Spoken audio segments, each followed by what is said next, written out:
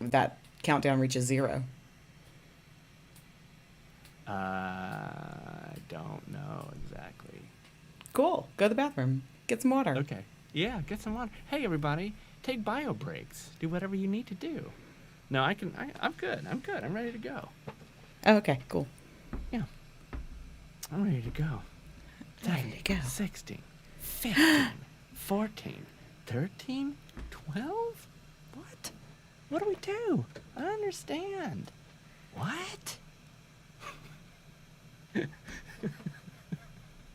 love it. I love it. I love it.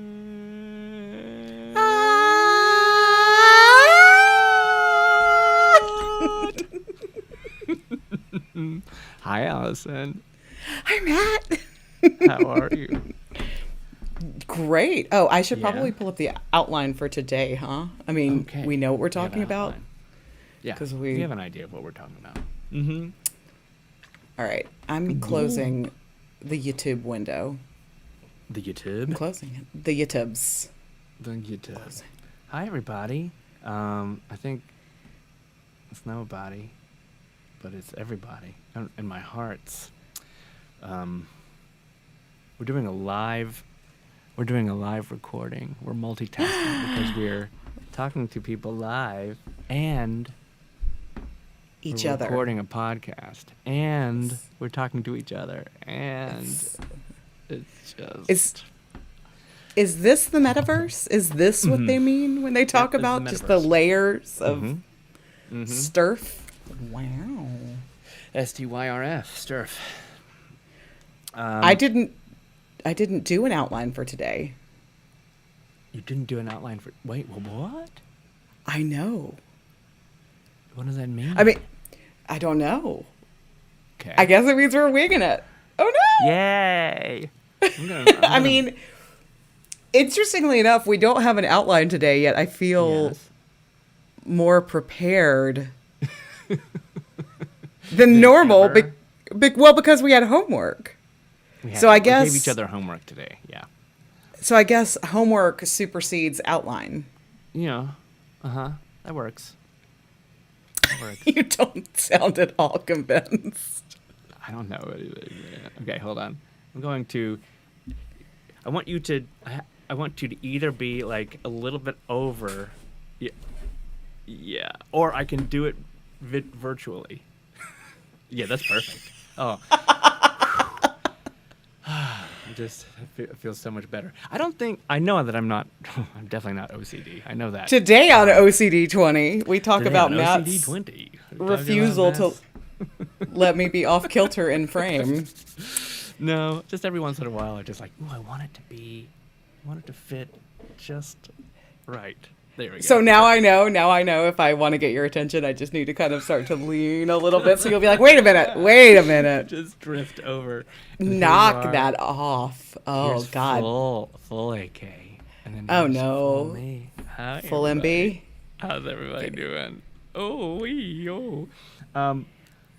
do have a promo. We're, like 5 minutes before this tracks as well. 5 minutes before. 5 minutes before, Allison said, "Ooh, we've got an ADHD promo to play." Well, let's play it for fun. It's very pretty. Why not? And then, oh wait, it's not working. Hold on. Oh, beans. It's not working. It's just me now. Hold on. This is what you call it. You're enough, Matt. With flavor, everybody. Here we go. 1, 2, 3, and a 1 and a 2. Look at that thing. But get me out of here.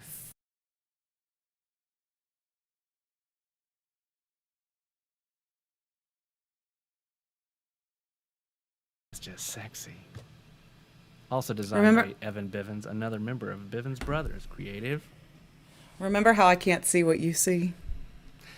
You can't see what I see. Yeah, I do. I know. That is... Okay, that's a failing of Ecamm Live. And I wish that was not the case. But perhaps someday it'll be fixed. We can always hope. Wow.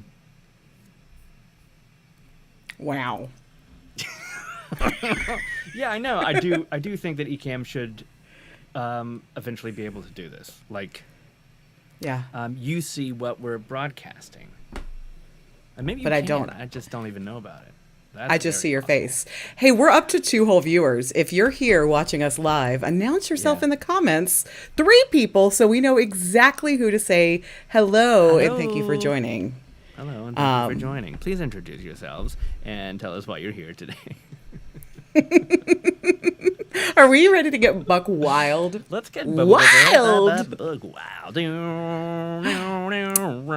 Okay, so surprising to no one, Fitz is the first to say hi.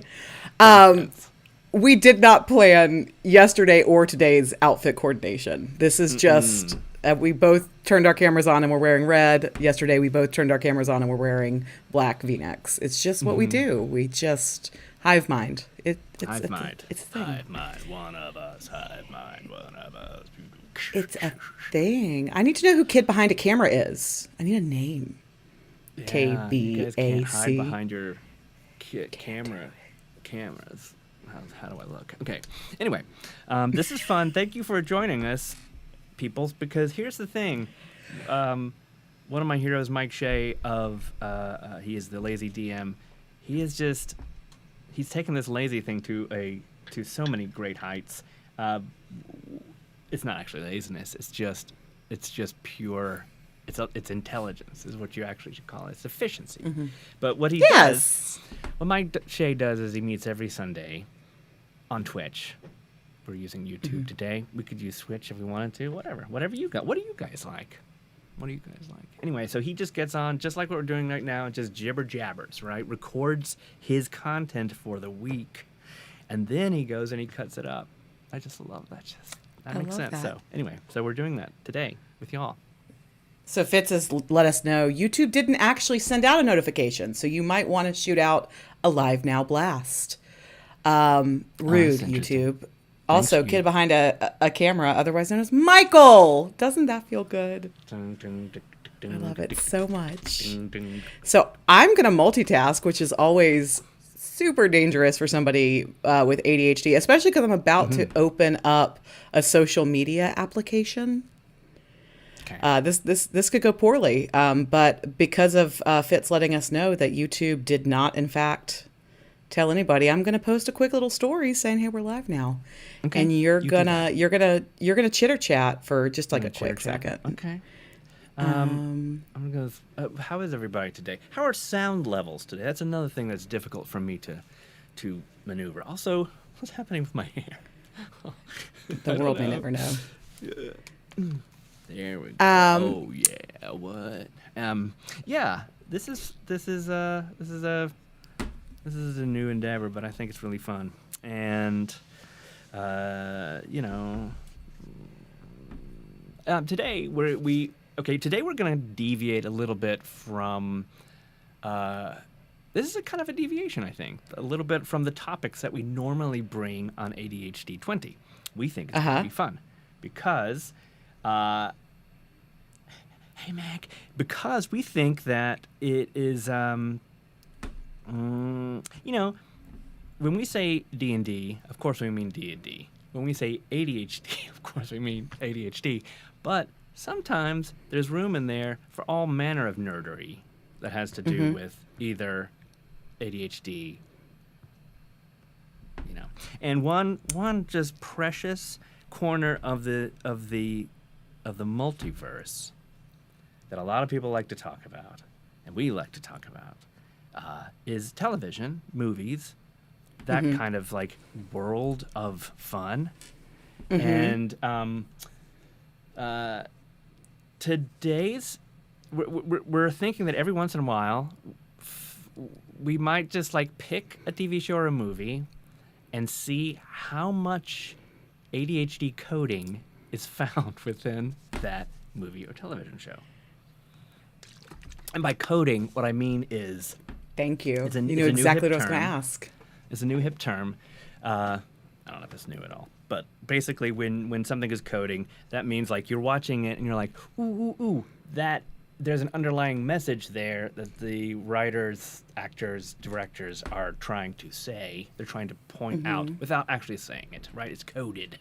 And so, for example, a very recent example of something that I saw that I was like, ooh, Ms. Marvel has ADHD.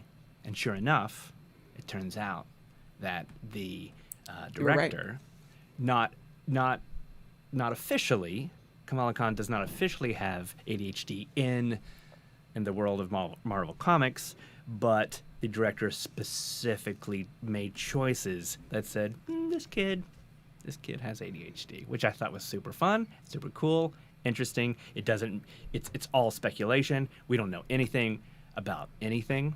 We don't know anything about anything. So it's just us, just like, is this happening? It's also not like we're trying to make everybody have ADHD. We're not, we promise. Though, no, we're pretty exclusive about our Cool Kids Club. We don't want extras. We're full. Masses. Yeah. No new friends. Meg is here. Look, I just called you by your first name only. How proud are you? Wow. I know. Growth happening here. Growth is happening. Who knew? Love it. That was an excellent explanation of coding. I think I don't know how new it is or isn't. I will note that you are the person who first introduced me to the term, because you just used it and I was like, wait, pause. What's that? So yeah. We're gonna call it new anyways. Yeah, we're gonna do it anyway. Yeah, it's fun. It's fun, and I do promise everybody. Like, I get really maybe overly sensitive about this, but I'm like, I really do want everyone to know that I'm not trying to see ADD in everything. It really is specific. It's a thing, and I think that in some ways it also helps. Like if it's something that you live with and you see someone on screen that you can really relate to. So today's example, today's TV choice that we're going to go with, that we're going to discuss for fun, is began in 1997, and I can tell you from experience, in 1997, people didn't really talk about ADD as much as they do now. They definitely, maybe a little bit more than they did when I was in high school, but we're entering the world of Buffy the Vampire Slayer. Yeah. On today's ADHd20, I just want to point out yes, that both Meg and Fitz are already talking about Gilmore Girls in the comments, which is what I first offered up as a potential topic she did. For today. She really did. Yeah. And she did and for Suki, because everybody wants to immediately jump on the Lorelai and maybe a little bit the Rory bandwagon, but Suki's my girl. Just so you know, it's on the list. It's on the list, y'all. But since I have seen all of Buffy, and Allison recently has, we figured why not start there? And people love it. That is fun. And Anna's already got the guitar riff. Yep. I watched Buffy because of one Matthew Bivens. It was you and Jenna Cohen. The year was 2019. Yeah. We were living on a tour bus and had nothing else to do. So we said, let's watch Buffy. And it was tough for you. It's a tough sell. It was a tough sell. It was a tough sell because I was afraid that it would scare me. And then we watched the first episode and I laughed a lot. So then I knew it was going to be okay. There really was only one episode that stood out in my brain as scary, which was Hush, of course. Of course. That is terrifying. There's a few. I'm not saying it's not scary completely. But there were parts of my Buffy watching as an adult that were massively entertaining, wonderful. And there were parts that were... really didn't like seasons 4 through 6. Painful. I know. We did warn you. We warned you. You did. It is not the most consistent show. However, I still hold that there are episodes in this TV program, especially for its age, I think they were groundbreaking. Absolutely just completely groundbreaking, like examples of television that probably then influenced television of all genres: horror, non-horror, romance, teen, comedy. Horror. Well, you know what we have to do first, Matt? Yes, we do. Before we get into the real topic at hand, We got to roll some dice. Oh no! Don't go off. Don't go off the little desk there. Do you want to do a D20 roll off to find out which one of us is gonna ask first? Oh, just keep rolling. I mean, I want to roll all the things. Rolling. You're probably gonna be going first. Yeah, I got a 16. I got a 3. So, Maddie B, what'd you roll on your beautiful your D100? I rolled dun dun dun number 9. Number 9. This is fitting and perfect. Do any of your D&D characters, and I'll let you as the DM choose any of the NPCs that you pilot as well, have ADHD, and why? What? Yeah. Oh, Do any of your D&D characters have ADHD, and if so, why? Hit him with a stump down right out of the gate. Mm-hmm. I'm going to say that I haven't thought about this, but it's very possible that my character, that is a fairy, she lives in the land of Fae and sometimes pops out. She's very studious. Her name is Rosie, and but here's the thing: is that she really loves magic. She loves studying magic, and that has never been something that she's had a problem doing. Like, it's a endlessly interesting thing to her, and that's one thing to remember. You know, ADHD is not about just I can't do things ever. Some things you do extremely well if you love them and you want to do them. And I think for Rosie, she's lucked out because magic and exploring the world and learning about other people has been something that she's really loved. But I would guess that when she has to do stuff that she doesn't want to do, like clean her room or study science and mathematics. Just guessing. Yeah, she's probably not that great. I would say Rosie. That's my vote. That tracks. That absolutely tracks. She's also a hipster in Rosie, following with Matt's usual look. Rosie, I would say Rosie is, in some ways, at this point, in my very small player character world, is probably the player that's the most like me. She's a lot more millennial than I am. But I think there's a lot in Rosie that I kin to. I love it. Yeah. So that's mine. How about you? What'd you roll? Excellent. I rolled a 16, please. No, that's a lie. You rolled a 16. I rolled a 46. Just okay. Had that 6. Uh-oh. You were lucky because I don't think you would have liked 16. Oh, no. Maybe you would have. Ooh, interesting. Gosh, this is great. This is a table that was a little bit crowdsourced, and also a lot of it came out of your brain. This is really nice. I really like these. Today's question for you, Allison: what's your phone's lock screen? Period. Aww. What is your phone's lock screen? My phone's lock screen changes every single day because I have ADHD and I don't like to look at the same thing for too long. So because I am friends with you, I, learn all about automations. And so I am a big fan of an artist named Morgan Harper Nichols. And she has a very, very beautiful app. If you do not follow her on social media, you should, because she does these watercolors with just these very inspirational thoughts, quips, quotes, and otherwise. So I subscribe to her app, and when I see, so every single day I get like a daily message. And so so all those I like, I save to a special little folder, and then I have the folder tied to an automation that at sunrise every morning changes my lock screen to something new. And then I get to wake up and feel empowered. And that's like my message for the day. So today's, we'll see if I can, probably, there we go. You can sort of see it if I tilt it down. That's what the artwork looks like. And today's says, not in a hurry. I am taking my time and blooming at my own pace. That's great. I'm envious.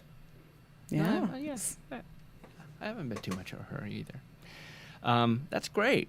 And what a perfect opportunity, since we are actually broadcasting this live, that you would be able to show people, a few people. A little peek inside of my brain for you. Bang, bang. Yeah.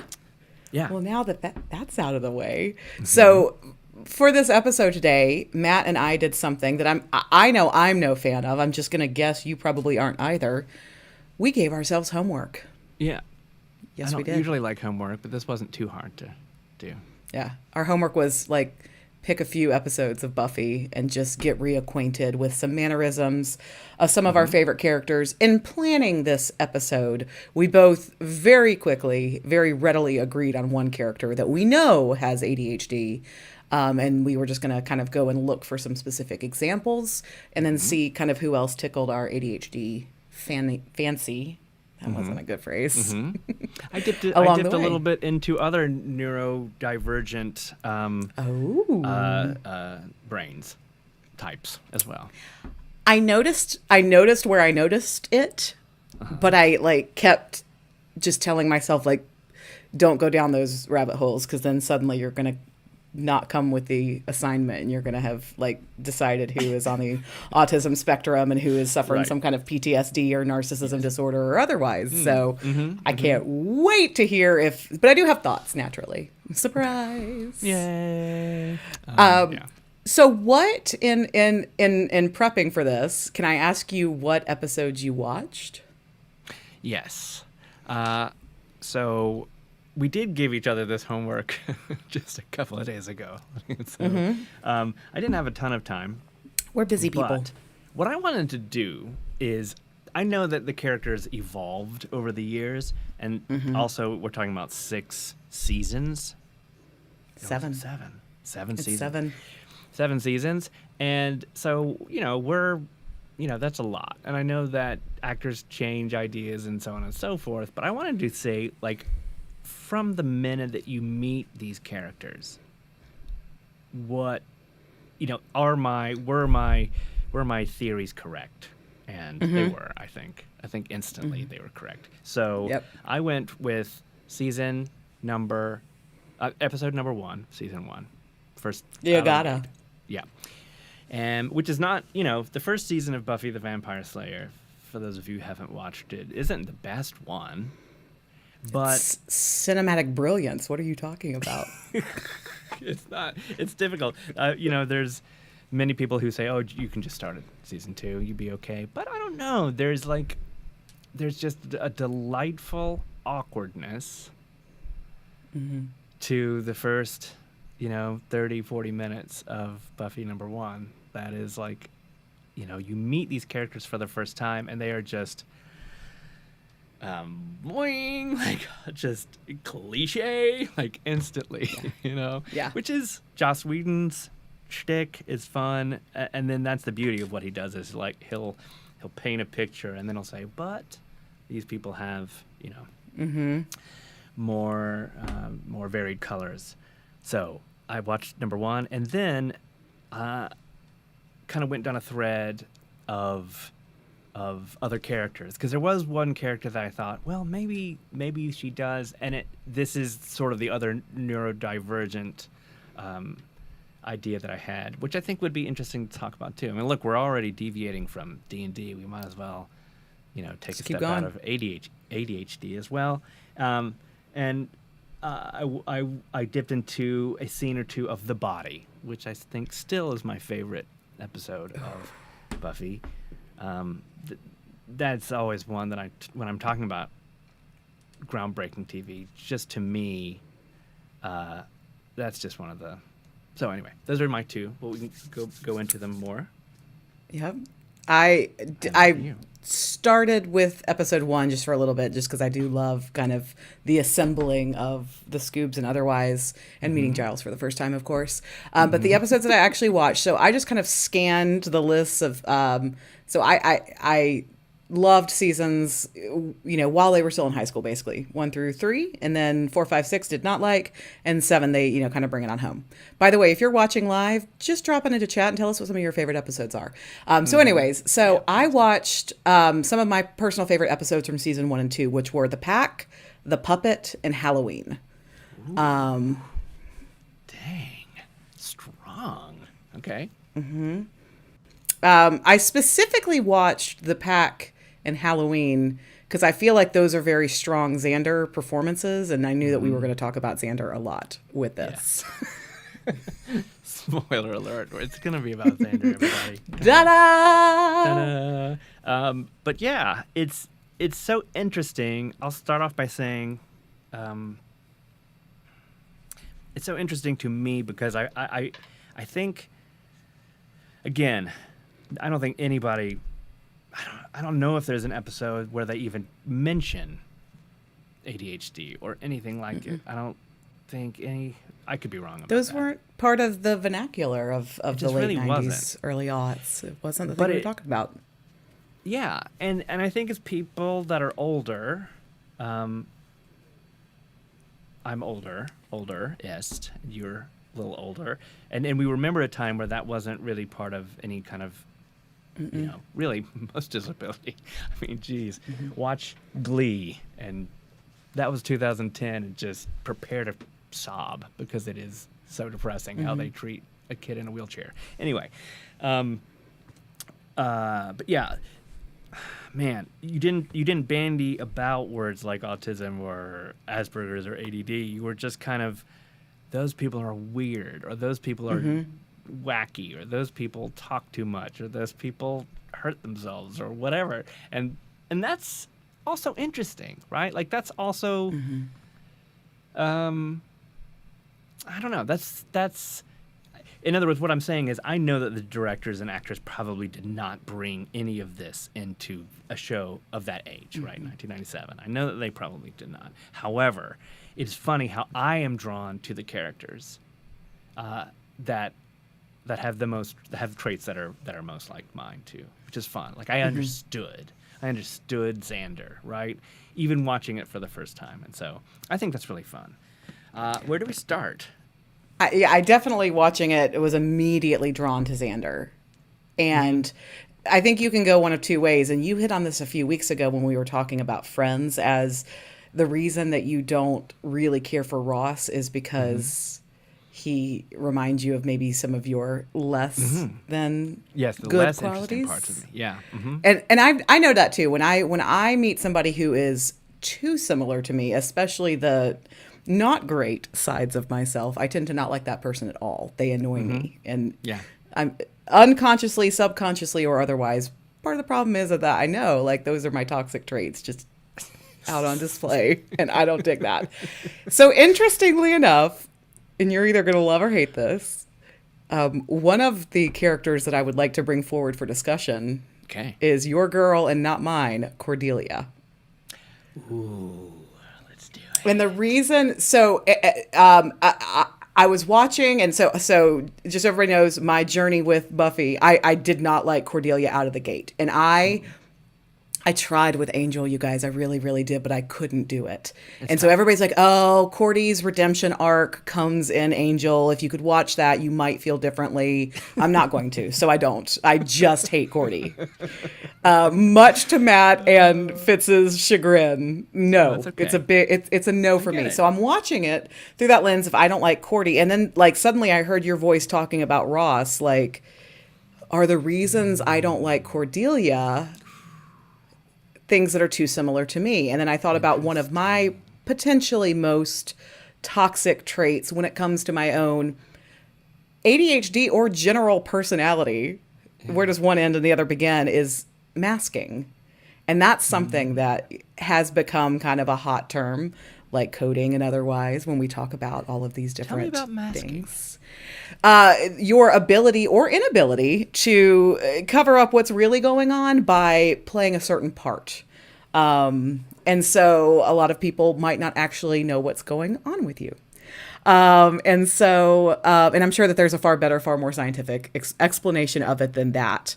But particularly with masking, oftentimes it's not conscious. It's not somebody wakes up and says, I'm going to play a jester today. You know, they just get so good at just pushing it down that though. wouldn't that be great? I shall be a bard.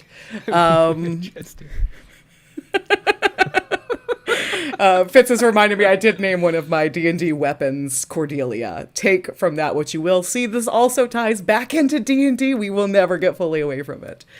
Sorry. Not sorry. But I realize now, and so you often think of the ones that are perceived as the very strong types who are really some kind of broken inside as the ones who are experts at masking. And so they tend to have this certain presence about them. And then, the ones who really get to know them know that that's not the true Cordy, Allison, or otherwise. Yeah. You have caught me masking in the past, and we have talked about that. And so I wrote in big, like in my notes, is that why I don't like Cordelia? Ooh. Or is it that she's actually the worst? Like, is that my problem with her?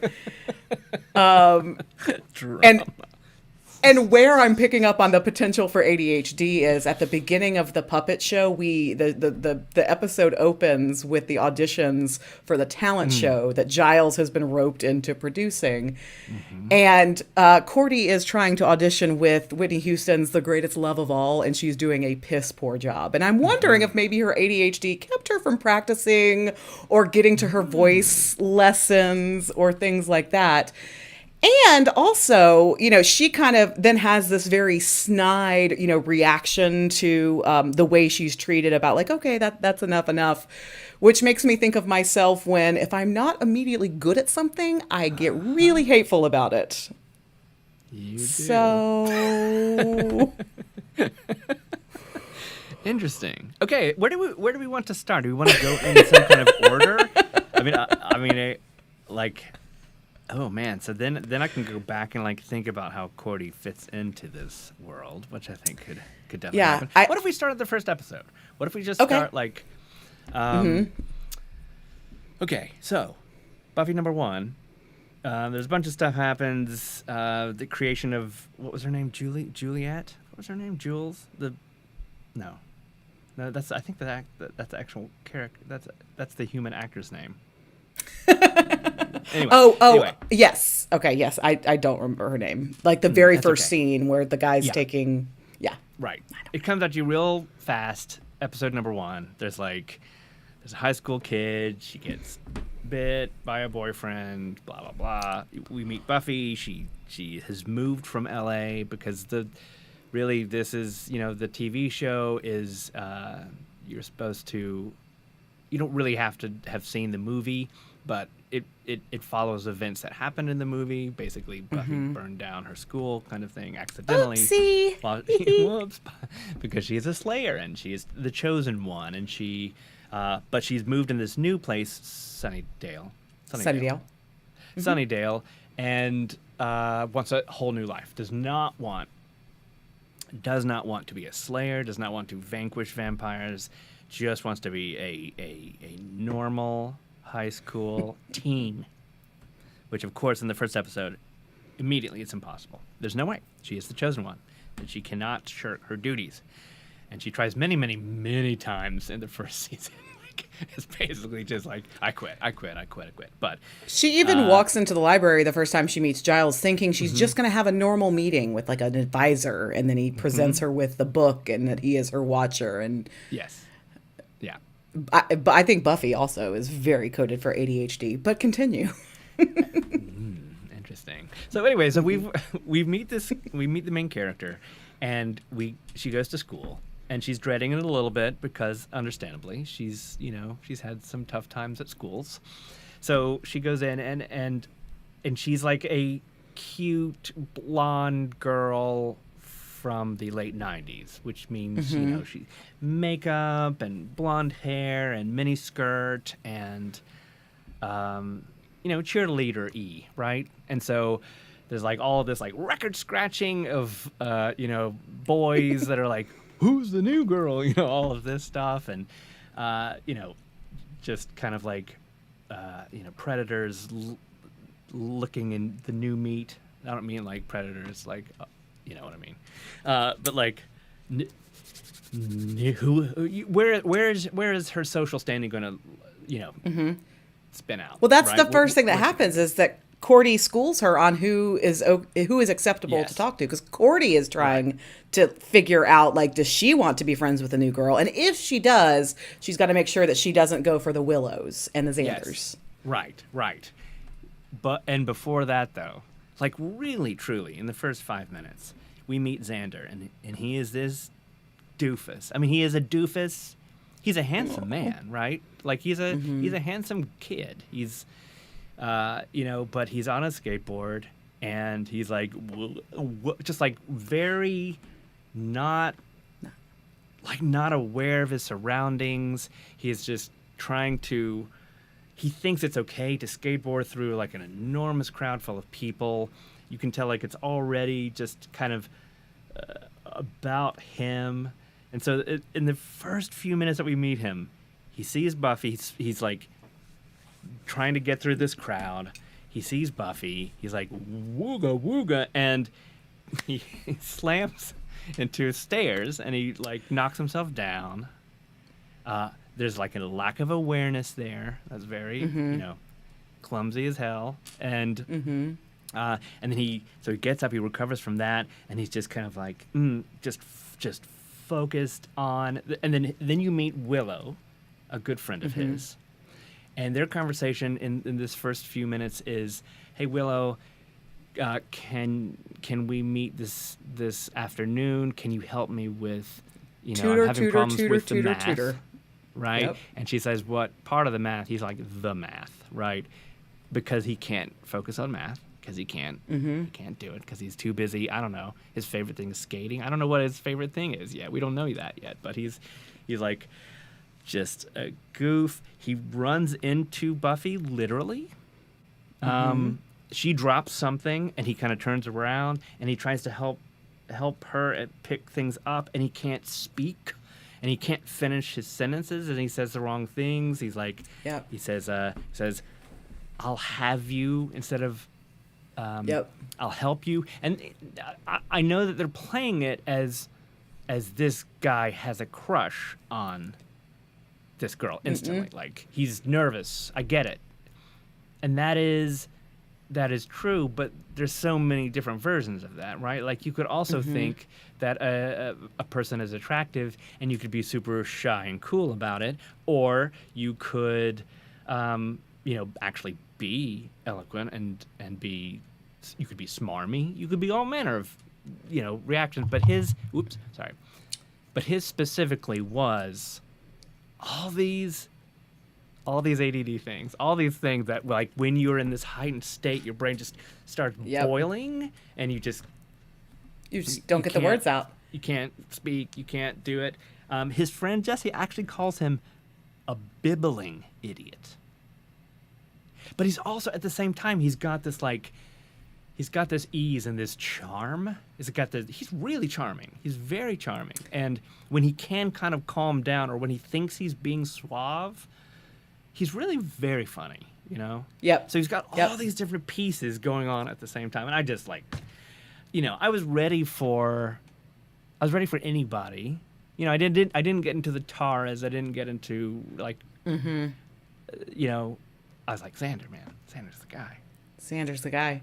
My first note on him is non-specifically, Xander often has a hard time expressing himself or saying what he means. It's like the words in his head don't sync with what he's actually trying to say. Yep.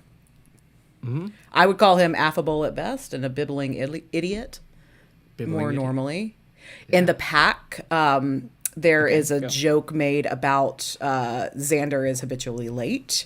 It's an expectation that they have. Let's see what else. He's the most susceptible to mixing things up. He's constantly trying to find his place. So we see him get into all of these hijinks, especially in the first 2 seasons, because he's just so desperately looking, where am I going to fit in? What am I going to do? Where don't I stand out? which I think can sometimes be a very ADHD trait of like, this is the thing. Maybe this goes back to masking. Like, I don't want this to be the thing about me, that I don't want to be an idiot. I don't want people to know me as the person who talks faster than they can think. And so as a result, you're trying to find some other label. So you're literally trying on other tropes, archetypes, whatever, to get to that. And I even wrote, this resonates with me as someone who spent a lot of time masking to fit in. Yeah. That thing where, and I don't know whether this is, I know this is a human trait, but where you take on the more charming people tend to be people that have the ability to sort of very subtly ape the person they're talking to make them feel more comfortable. Yep. I mean, that's a trick that I learned when I was very, very little. I was never conscious of it, but I know that's what I still do. Yep. I know that's what I do.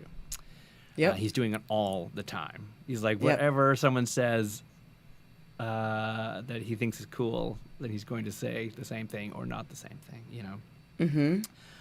I love I all also, of that. Yep. I noted that the Scoobs have to stay on his case to get stuff done. He's the one that they're constantly having to circle back to. And are you going to be here at this time? Are you going to do this? Are you sure? Can you, everybody else tends to kind of get their marching orders and go off to do them. And it's always Xander is the one we think is going to fuck up.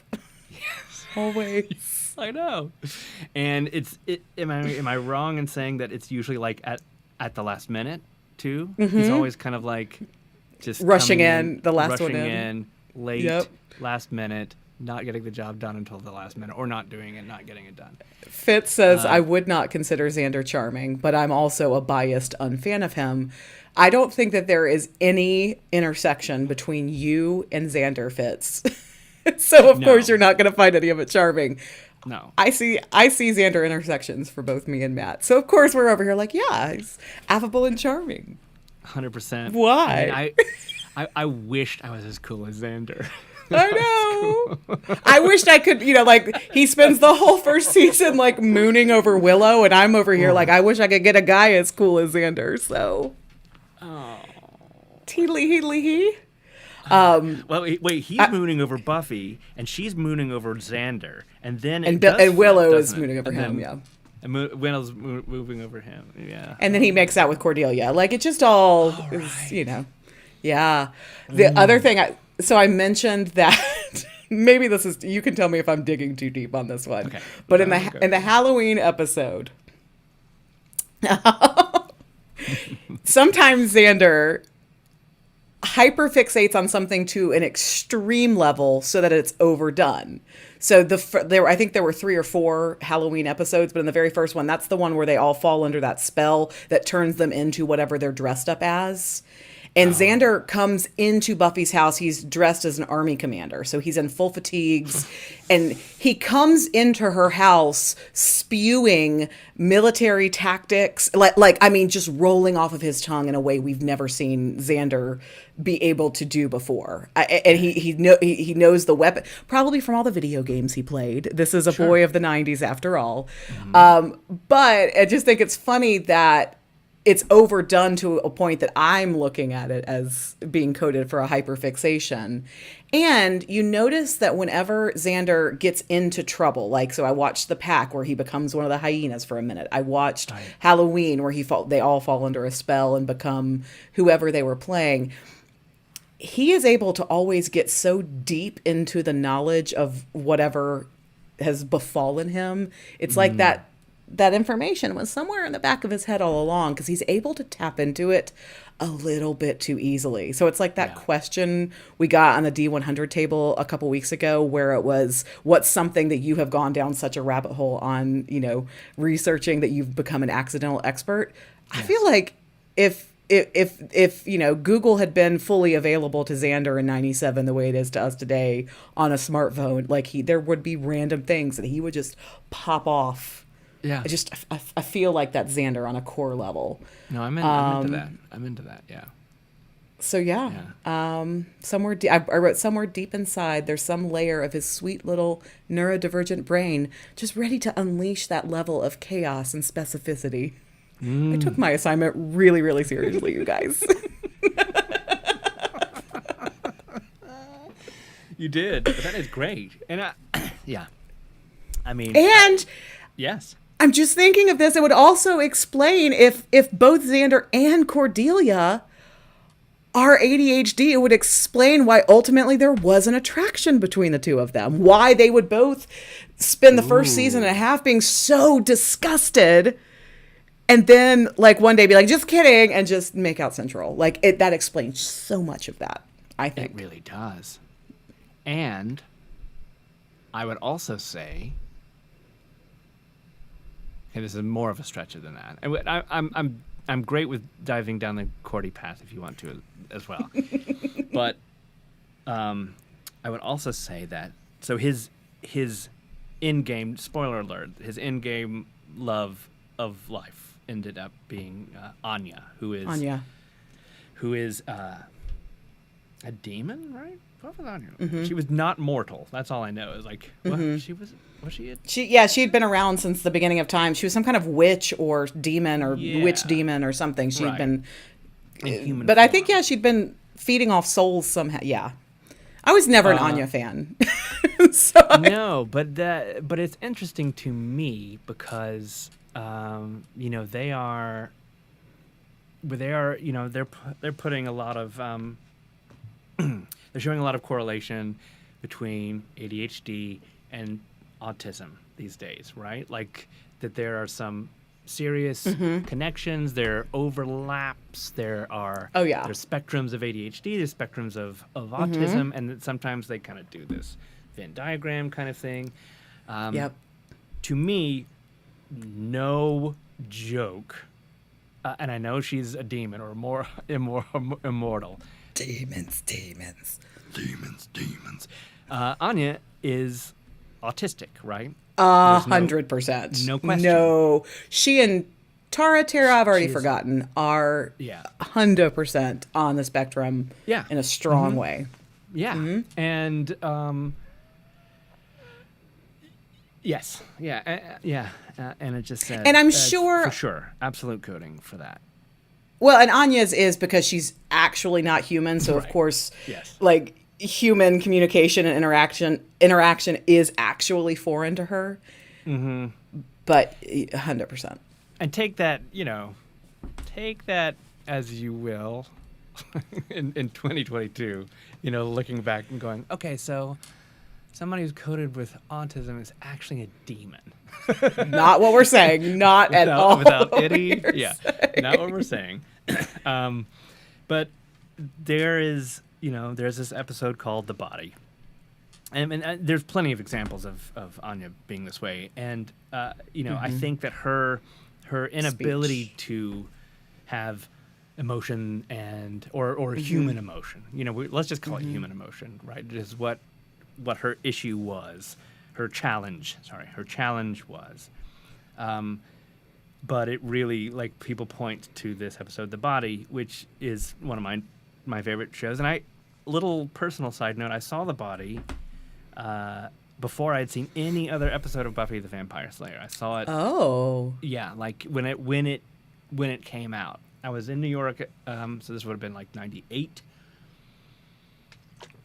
And I went to a friend's house in New York, and this friend had lost a parent very early in her, life, and so she watched The Body, and she was a mess. I mean, she bless her heart. She wears emotions on her sleeves anyway, but in this case, for sure, this was something really impactful to her. And I was like, yeah, okay. I didn't get the show. I didn't get the episode. I didn't understand anything. But flash forward, sadly, a short few years later, I had all the context. And because my dad had died. And so I watched The Body again. And I just, anybody that's lost a parent and you watch The Body again, I mean, and you feel like you can, because it's not. I mean, it's a very heartfelt episode. It's a very sad episode. Joss Whedon had just lost his mom, and he put all of that into the show. But there are little things about that episode that are so amazing.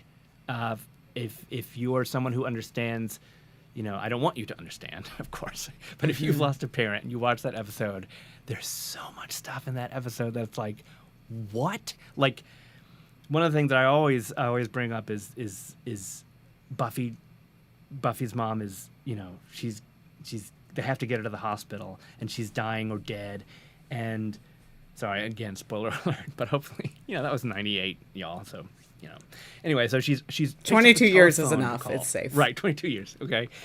She picks up the telephone and for no reason, the buttons of the phone are suddenly like unreadable and enormous, right? Like she can't do it. She can't dial, right? And also the amazing thing is like the whole episode, pretty much, from the view of Buffy, she cannot look anyone in the eyes. So the camera stops pretty much right below anyone's gaze, right? Like right pretty much at the chin. All of the people that come in, like the ambulance people, her friends. It's just, I'm getting chills thinking about it now because it's, when I got the call, the dad was in the hospital, just that heightened sense of, well, lack of sense. I mean, these things start shutting down in your brain, but that's exactly what, I couldn't see anybody. Just all the way from, I was in Atlanta, all the way from there to the airport to Vermont where he was. And like, no, I don't remember anything like that. All the things become so impossible to do. All the little things that you take for granted, like paying for something or anyway, in the heightened moments, really amazing. So at the end of that episode, or maybe even the next, I don't know when it actually happens, but this demon, Anya, is asking all these questions of Xander and Willow, and she's asking questions like, well, are we going to see the body? Are we going to see, is she going to be, lying down? She's asking all these questions that sound so insensitive. Maybe a child would be asked them. Maybe someone who just doesn't have that filter of like, I don't know, social norms. And that's what Xander and Willow play. Like, what are you saying? Please, you can't ask those questions. I mean, she's like, is she, I don't remember what she actually says, but I should have written some of those down. But it's like, just these questions that you go, oof, yikes. And she's just asking them. And then finally, Willow blows up at her. And she just, she's like, well, I just can't help thinking that Joyce, Buffy's mom, is not going to, have tea again. I don't understand. No one is explaining this to me. No one is helping me through this. No one is, I'm never going to say hello to her again. I'm never going to watch her, walk across the street again. All these little things. And it is so, it's really, really, it's really sweet. It's very, very sweet. But it is something, I think, that if processing emotion, processing experiences in that way were more challenging to you, these are things that somebody might ask. So I loved it. I loved that, and I always liked Anya. So I wonder if that's another thing that they were doing. They had the ADHD kid with someone that would maybe give him some patience or give him some, to try to slow him down, to try to say, because if you have ADHD, maybe you're all emotion. Everything's pure emotion, the good, the bad, all of it. And then you've got someone who has a very difficult time understanding human emotions or understanding, being challenged by these experiences and not knowing how to process them. And I don't know, I thought it was super cool. So I would dive more into that as well down the line. Anything else? What you got? Meg, by the way, says, I have no idea how I drove from GA to SC when I got the call that my mom was dying. I've not ever experienced a parent dying. I've experienced people close to me, grandparents, of course, and other family members. But one thing that does stick out to me is every time somebody is in that deep, usually with a parent or something like it, there's always a moment where they ask something that seems very absurd. How did I get here? I don't remember getting here. Did I eat dinner last night? Like something that's like, that's what you're thinking about right now. And also like, so I think that's a very interesting, kind of thread to pull through. And then Anya's, kind of beautiful realization in the end, like, no, me asking these questions. And I think that that's true across any neurodivergent spectrum. There's a lot of times that things that are perceived as socially incompetent, we'll call it, is usually that person just trying to understand and being perceived in a hurtful or incorrect way. Hell yes.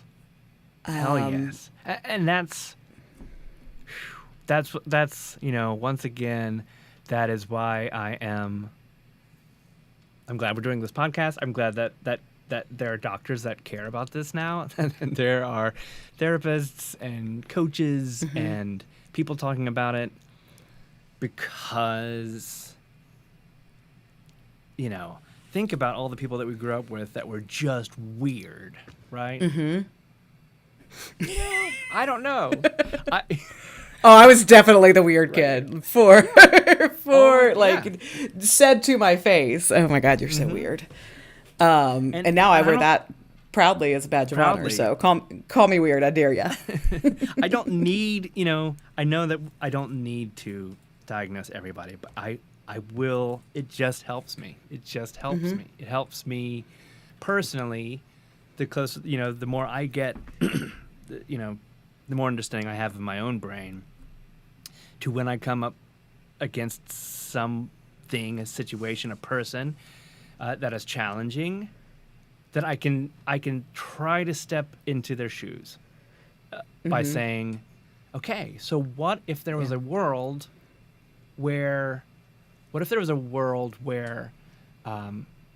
what they're saying and feeling is normal to them, 100% normal. Because to me and people around me, what they're doing and saying is not normal. It's not. It doesn't make sense. It is weird, right?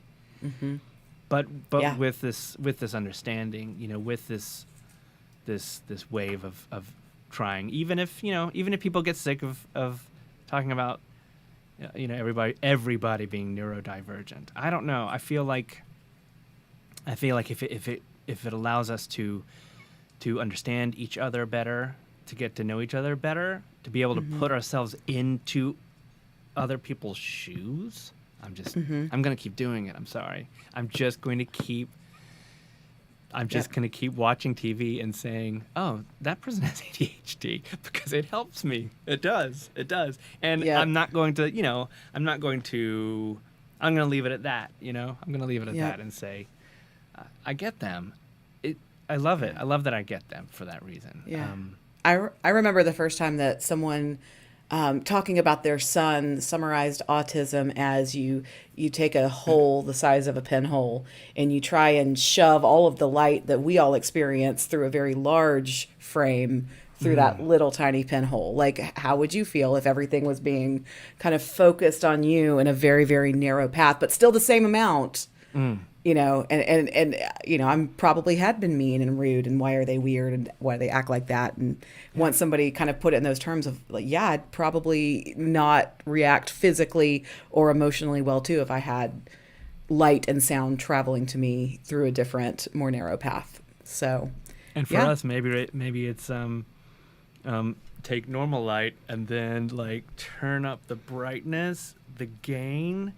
And also like put a disco ball so it's like reflecting and reflecting everywhere. And then yeah. Yep. Help me. Yeah. Yep. Well, we have been talking about this for close to an hour, which is could probably go on for several more hours.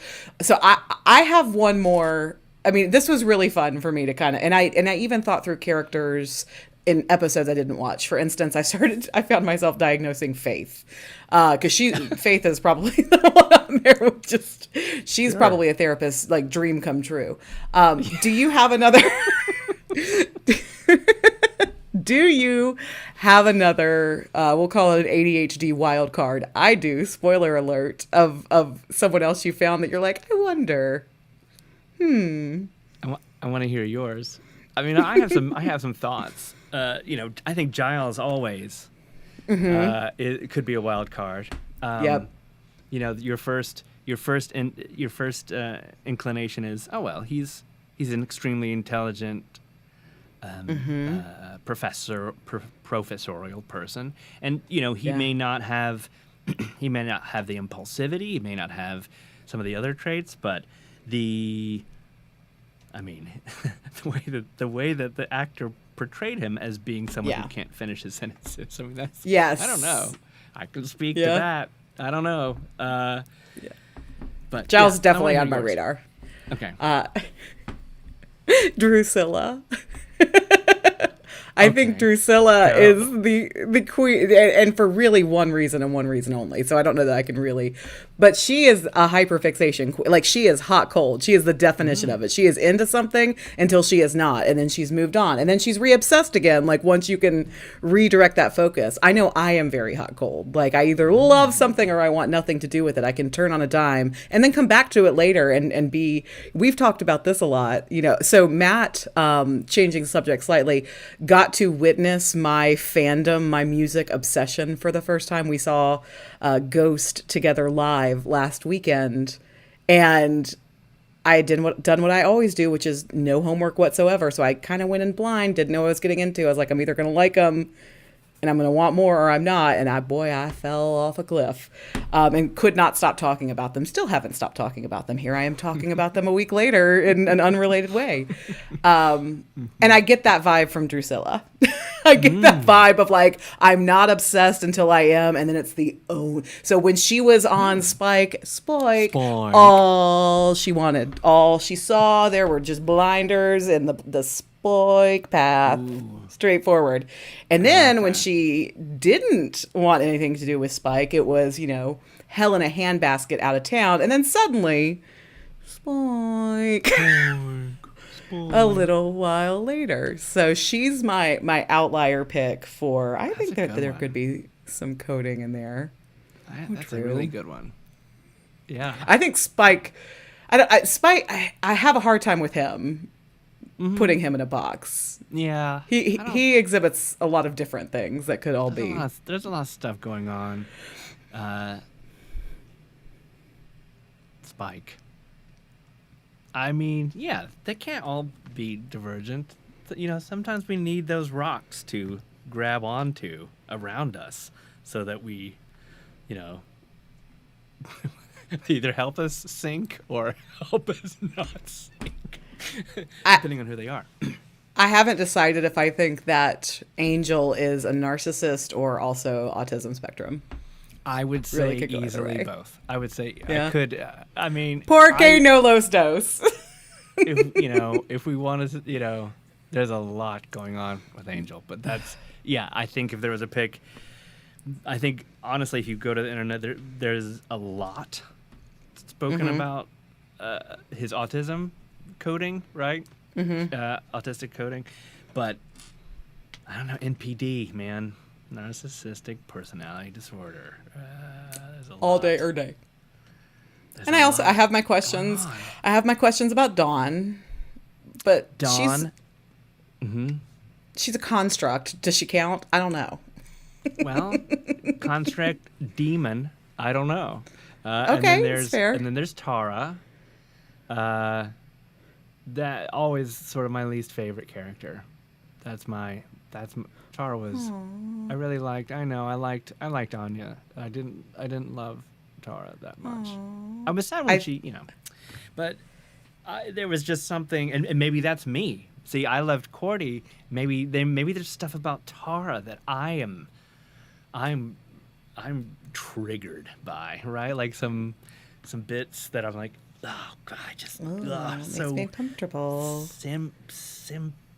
simpy. What is the word? Oh, you're not simpy. I know you're not fishing right now, but I'm not buying a lot of connection between you and Tara. I'll just go ahead and say that. Okay. You had brought up Willow when we first talked about this episode before Xander. But I think that, I think Willow has a evolution, and I think she, by the kind of, especially somewhere around seasons 5, 6, like just goes straight NPD for me. She gets real big for her britches, despite Tara's best efforts to ground her. You know, I think Tara is to Willow what Xander and Anya might be to each other in terms of that leveling, balancing force, and Willow's arc is. Yeah. I was all for that. I was all for the pairing. I just, as a person, you are. We are. I'll just go ahead and say this out loud for ourselves and for our listeners. We are allowed to just not like people and characters. Like sometimes we don't have to diagnose them to have. True. So you could just not like Tara without feeling like maybe you're somehow connected or linked to. I'm just going to give you that freedom if you'd like it. True. Yeah. Okay. Thank you. Thanks. Welcome.